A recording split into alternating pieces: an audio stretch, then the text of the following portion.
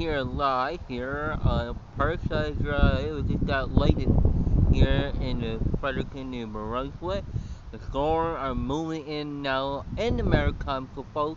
We do have a severe thunderstorm warning in effect for environment Canada here at the healing.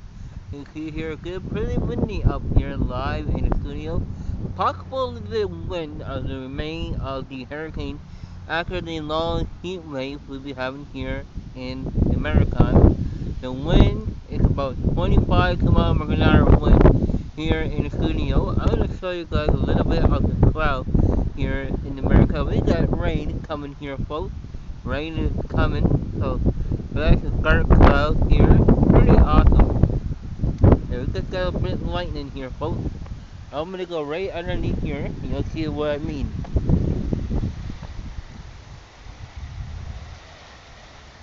Let's just go in. And music, we got hail. Wow.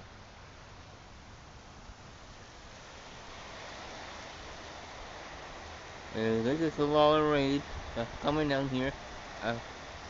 Part 1 of a thunder lightning storm. Oh.